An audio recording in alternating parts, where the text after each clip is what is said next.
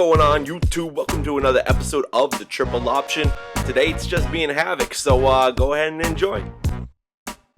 Say what up to the guys. What's up, HaVoC? How you doing, man? Hey, what's going on? And this week we are actually without Blessed. He's gone nuclear on us. Yeah, I'm sure he knows what that means when he listens to that. But yeah, I try hitting him up, and I guess work has him doing some top secret missions over there. And we'll miss you. Hopefully we see you next week. Absolutely, but the show must go on. We will continue. Just me and HaVoC. We're gonna actually bring you guys a quick hits version of the triple option this week. I guess it's not really. We're missing the third part of the triple option. It's more like a double option. I don't even know if that's a thing. I don't. It's just a read option. You're handing the ball off to me. It's the read option. We got the read option this week, and we're starting off. We got two topics, and I'll go ahead and start mine first. I want to talk about the Patriots right now. They came off a huge win against the New Orleans Saints. I called it. HaVoC called it. Bless missed out because he just wasn't seeing the Patriots like I was seeing them, like yeah. HaVoC was seeing them. They gave Tom Brady too much. They gave him 3 chances. Three. You don't give him 1. They gave him 3. Okay, I was just break down the 3 chances, HaVoC. The first game-winning drive attempt he had, everybody was dropping the freaking ball. Yeah. All of his receivers were dropping. He was putting the passes on their chests, and they were dropping the balls. And I was like, really? So we go ahead and punt it back to him. The second game-winning opportunity drive, Tom Brady throws the absolute worst pass I've ever seen Tom Brady throw. He just absolutely, it's almost like he gave up. He was just like, fuck it. And he just tossed it up, and what's his name came down with the ball. I forgot who did. But God damn it. It just, I was watching the game. I was watching, actually not the game, but the highlights. They were talking about it. I'm like, really? Is this happening right now? And then the third try, the receivers, he hit like 4 or 5 different receivers, marched right down the field, 5 seconds left to go on the clock. Well, first off, didn't he have like when he got the ball back, he had like just under a minute to work with? Exactly. And just like, where did they start at when they had the ball at the 20? They started at the 30-yard line.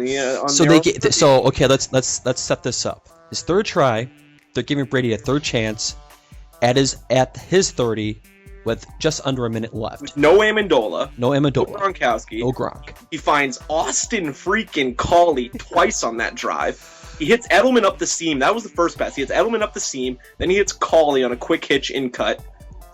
And then he finds, I think, Ho-Ho Mananawana Ui. Said that correctly. I've been practicing. And then he finds Collie again. And then he throws a freaking laser shot to Kenbrell Tompkins in the back corner of the end zone. Just right over Jabari Greer's head. Now, when that ball was up, before he caught it, were you like holding your breath? I think everybody was. That was like, legitimately, you have to be on the edge of your seat. That's Tom Brady throwing this pass, trying to make a comeback. Everybody was hanging on that moment, and Tom delivered with one of the best throws I've ever seen made at the professional level, really. Now, what was your reaction? I'm assuming you probably woke the dead by screaming so much. Oh, I went nuts. By then, I was already 3 sheets to the wind. We had plenty of beer. We were finishing the bottle of Jack at the time, and we got pretty rowdy. Went out into the yard, wrestled around a little bit. Lit some stuff on fire. Whatever. It's the regular stuff guys do when they're drunk and they win things. So. I was, like I said, I saw it all over Twitter, but I didn't really see how it happened. So when I saw the highlights, I was like, are you kidding me? They're going to get 3 chances. You don't give Tom Brady 1 chance, but you want to give him 3?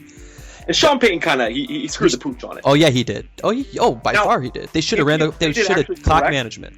Should have ran the clock out. If they had played it correctly, he instead of having like a minute left, Tom Brady would have like 20 seconds left. Yeah, I'd rather have Brady have the ball with 20 than Brady having the ball with just under a minute. Exactly. So I mean, that was that, and then a lot of people are saying that the refs kind of like were favoring New England. I mean, I've learned as an NFL fan, you can't pin games on the refs because you can if you're a Raiders fan. Oh fuck you can. No, you get one, it comes back, you'll get another one the next game. It's just that's the way the NFL works. It all comes around. You're a Pats fan. If you pin it on the refs, that's a weenie excuse. You can't pin these things on the refs.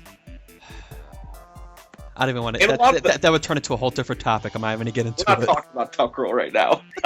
I'm not even going to get into that. But going on, the Patriots coming out of this game, how do I feel for their future for the rest of this season going towards a championship? I'm kind of worried only because we're accruing so many freaking injuries right now. Aqib Talib came out of that game and he threw his helmet and he spiked his helmet because he knew what it was. It's something that he's felt before, it looked like, because he was freaking pissed about it. He like knew instantly. Mm-hmm. It looks like to be a groin or a hamstring injury, or even a hip flexor. It was something in that region, and it just sucks. It sucks to see Aqib Talib go down at this moment, especially because, and I don't think I'm crazy, Aqib Talib was playing out of his mind football. Oh, he has these been. First few weeks. He's been legitimately a lockdown corner. He's erased the best receiver on every single team we've faced. The AJ Greens of the world, he shut him down. Jimmy Graham, he held Jimmy Graham to 0 catches. He shuts down every big receiver. He was erasing them throughout the first few games. So that's a huge injury. Not to mention Vince, not to mention Gerard Mayo, not to mention Danny Amendola. You don't think his head popped off. He was walking down the sidelines. He didn't even know where he was. Mm-hmm. It's tough. I mean, at the beginning of the season, I think majority of people were picking the Patriots as being one of these Super Bowl contenders. I still think they're playoff bound, but I think it takes. They got a gut check. The next few weeks will be telling if they can endure during these injuries in key positions. That's the thing. It's just not injuries. It's in key positions. Yeah. And leaders. Vince is a leader. Gerard Mayo is a leader on that team. It's someone's got to step up. Talib's arguably the best player on that team, that defense. Yeah, by far. But I think someone's got to step up, and we'll see how much depth, I guess, the Patriots really have. So, that's always been a thing with the Patriots a little bit on the defensive side of the ball, is they did have some depth problems, but we'll see. We'll see what happens. I'm not counting them out. I still believe they're a playoff contender, but I think as a Super Bowl contender, it's iffy right now. But anything can happen. It's got to be a next man up mentality, and I know Talib will be back at some point during the season. Vince and Mayo are out for the season. I like the play of the guys that have come in for Vince. Valero's playing great, and Mayo, we got the young linebacker Jamie Collins, the second-round draft pick this year. So, it's like, hey, trial by fire, you got to step up, kid. We need you right now. So, we'll see how he fares. And, Hightower can slide over to middle linebacker. You could do a bunch of different things. Mm-hmm. But we'll see. I'm pretty optimistic. I think the Patriots will continue to do well. And guess what? Rob Gronkowski is motherfucking cleared to play. That's what I'm fucking talking about. This is actually confirmed now, not by Bruce Ree's analysis, by whatever website he's going by. Andrews has cleared Rob Gronkowski to play football, and he wants to play football. And he's been the best player on the practice squad from what we've been hearing for the last I'd hope so. 5 weeks. So he's ready to go. He's going to come out swinging. There won't be no testing the waters. Gronkowski's going to come out. He's going to catch at least a touchdown, if not 2, in his first appearance against the Jets. Rex Ryan is going to have his head spinning this. I can't wait for this Jets game. I'm so amped up. I hate the Jets. Yeah, most Patriots fans do. But going on, let's move over to what we're talking about. HaVoC, I got a question for you. Yeah, shoot.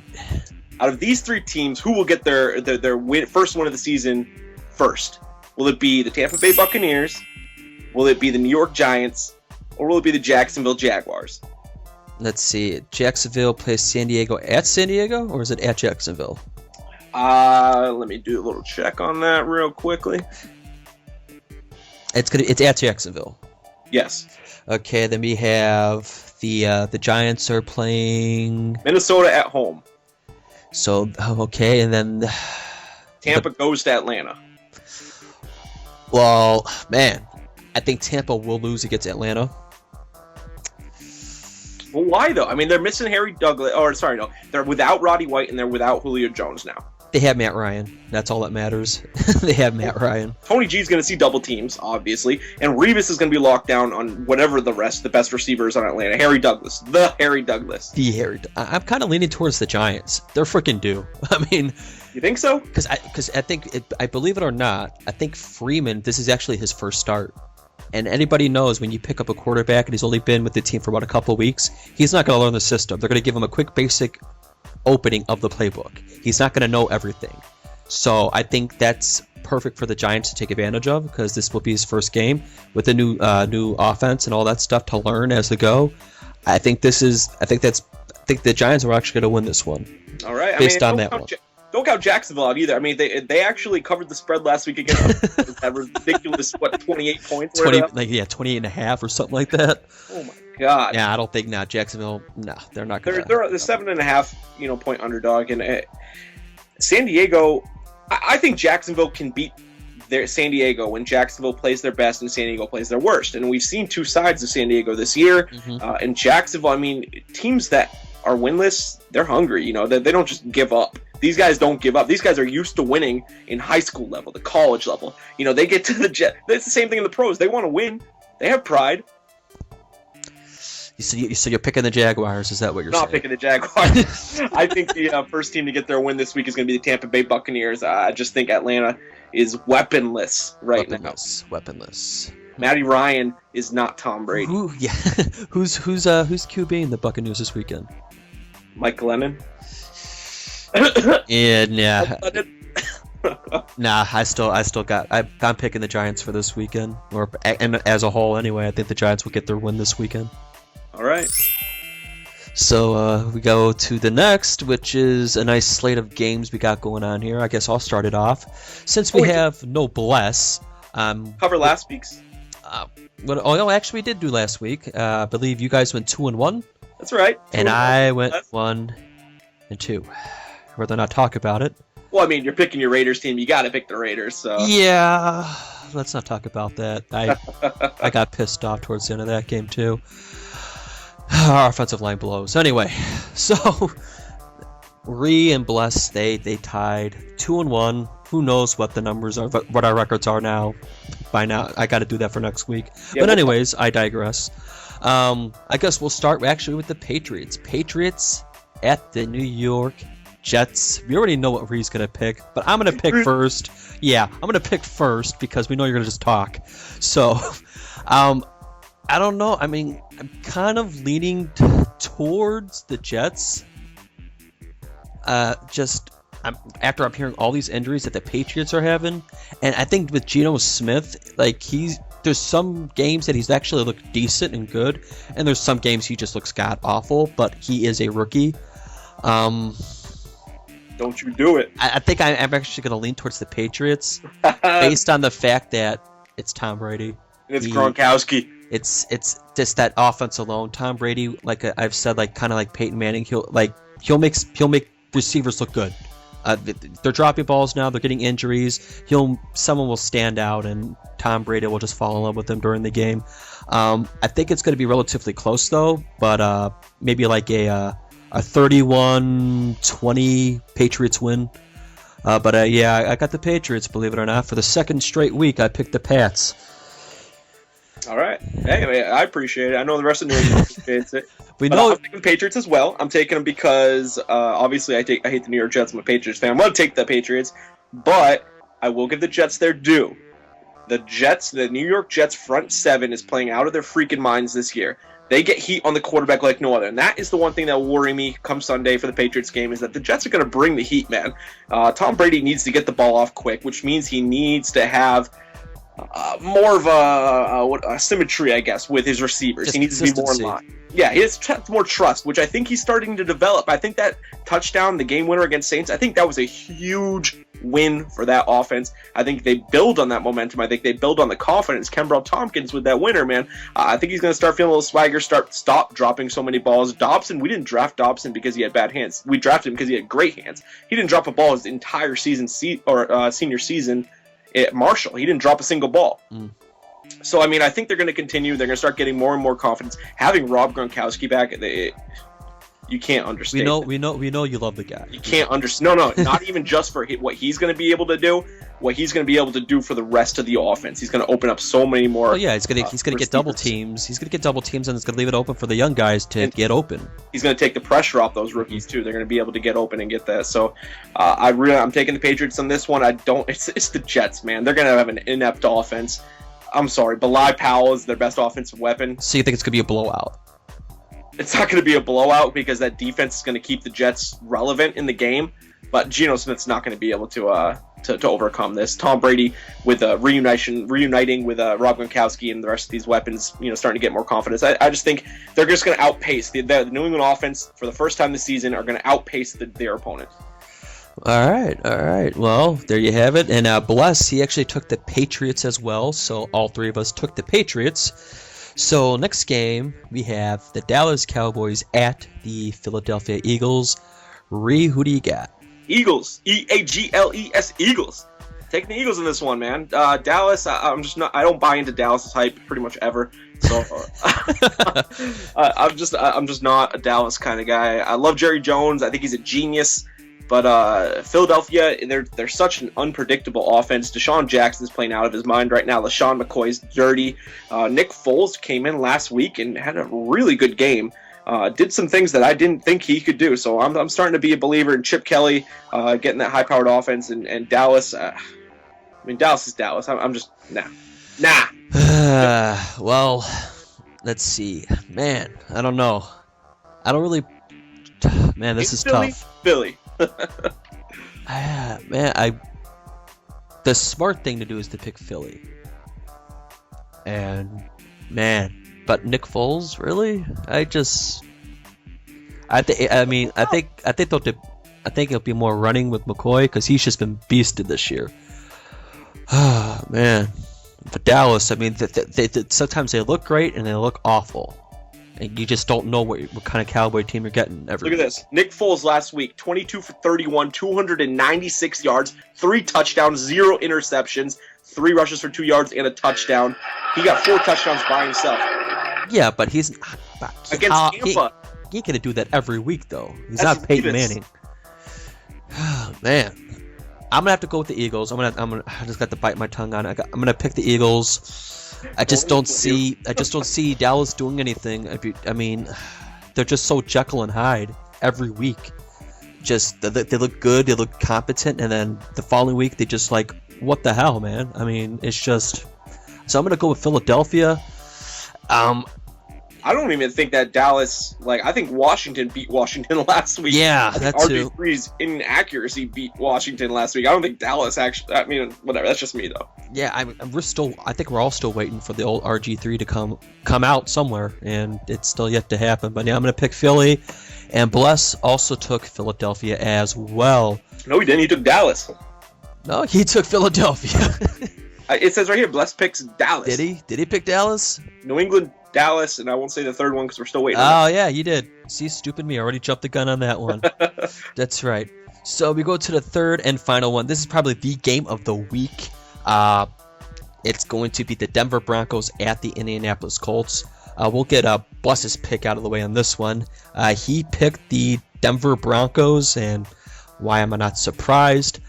As for me, I'm going to pick, and I'm actually going to go with the Colts. I just have a feeling. I just have this strange feeling that it's going to be a close game. I definitely think it's going to be that, but it's going to be a shootout. And I just have this strange feeling that the Colts are going to win. I don't think Denver's going to go undefeated this year, like some people are proclaiming that they will. I actually see Indianapolis winning this game. Now, if it was at Denver, whole different story, but I see a shootout. I see a show-like performance, kind of how Peyton Manning and Tony Romo had a couple weeks ago. I see Andrew Luck going back and forth with Peyton Manning. I think it's going to be very emotional. I don't think the Colts fan base will know what to do. I think they'll cheer Peyton Manning.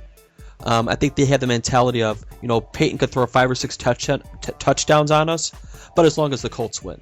So, I think it's going to be that type of shootout. I just see that happening. It's just going to be one of those things that could be very memorable.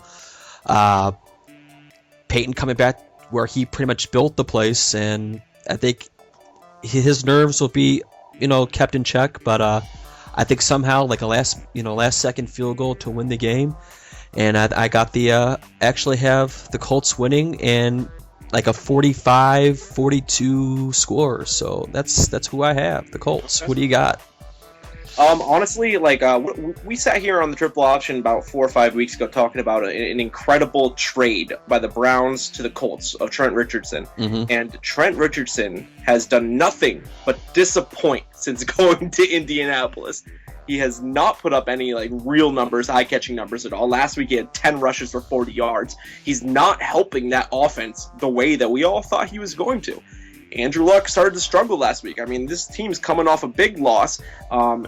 the real X factor in this game that leans me towards picking the Broncos, which I am taking the Denver Broncos in this game, is that earlier in the week, Jim Irsay. Oh, open his mouth. Jim Irsay, this dope owner, Jim Irsay, this Spalding from freaking Caddyshack, the guy who inherits his daddy's business, gets in there and he says, yeah, we traded Manning, because he didn't win enough of these, and he points to his ring finger. He's pointing to the Super Bowl ring. He's a dope. He really just threw this huge dry heap of brush onto this fire for Peyton Manning. And Peyton Manning comes back and he's silent. He will not say anything. He's like, all right. You know why? Because on Sunday, is it Sunday or is it Monday night? It's a Monday, not just Monday night game? I believe it's a Monday night game. He's saving it. I think on Sunday night, it is a Sunday night game. Denver, Peyton Manning is going to walk into Indianapolis, his old home, Lucas Oil Stadium, with these receivers, this team that the Colts never put talent like he has right now around him. I don't think Harrison, Reggie Wayne, Dallas Clark, I don't think that team is as good as Demaryius Thomas, Julius Thomas, Wes. Oh, that's a bold claim. That's a bold claim. Edgerrin James was with the Colts back then. I think Noshawn Moreno does the same job that Edgerrin James did back then. Maybe Edgerrin James is a little overrated. I think Denver is a better team than Indianapolis ever had because they have defense. They have a better defense than Indianapolis ever had before. No. Denver's secondary is the worst passing secondary in the league. They get after that quarterback, though. The Denver has the worst passing D in the league. I think I still, all right, even if they did, I still think they're worse or they're better off than the Indianapolis Colts in the back, who never really had any kind of defense whatsoever. It was always the Peyton Manning show. It's something we saw over and over throughout those years in Indianapolis. He did the same thing, put up great fantasy numbers, failed in the playoffs. So maybe Jim Irsay was on to a little something, but you don't say that if you're Jim Irsay. You don't come out and say that. You don't throw it in Peyton Manning's face that he can come back the following week. The week you're honoring him at your stadium, they're putting on a big show for him. I think Peyton Manning's going to come in there with a little bit of chip on his shoulder. He's going to blast Indianapolis. I don't think it's going to be close. I really don't. You think he has potential to break the NFL TD in a single game, like he almost did against Baltimore? That kind of thing? No. Do you think? But I don't think it's going to be close. I don't think it's going to be within 2 touchdowns. I think it's going to be more than 2 touchdowns. So you're saying blowout Denver? I'm going to say put a rape watch on Indianapolis. Wow. And there you have it, folks. That's how we're going to end it. Wow. Rape watch. Okay.